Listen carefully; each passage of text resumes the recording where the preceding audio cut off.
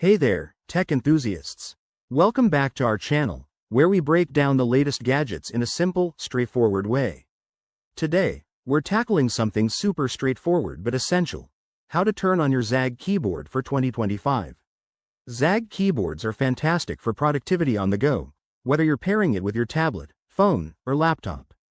If you're new to this or just need a quick refresher, stick around. This guide is designed to get you up and running in no time.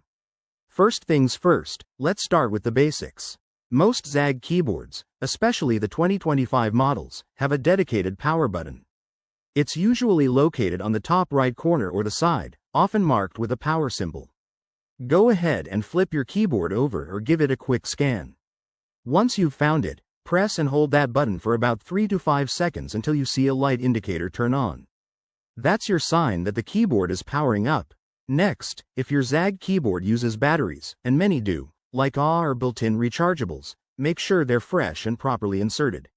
Open the battery compartment on the back, pop in the batteries if needed, and close it securely. Now, for the fun part: pairing. Turn on your device, go to the Bluetooth settings, and look for ZAGG keyboard in the available devices list. Select it, and follow any on-screen prompts to complete the connection.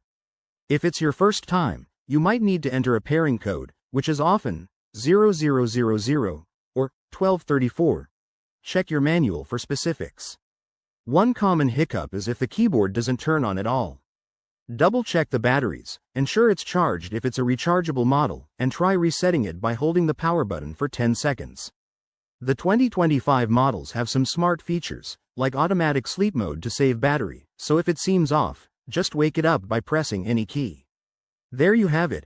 Turning on your ZAGG keyboard is as easy as 1, 2, 3. This quick setup will have you typing away in minutes, boosting your productivity like never before. If you found this helpful, give this video a thumbs up, subscribe for more tech tips, and drop a comment below if you have questions. Thanks for watching, and we'll catch you in the next one.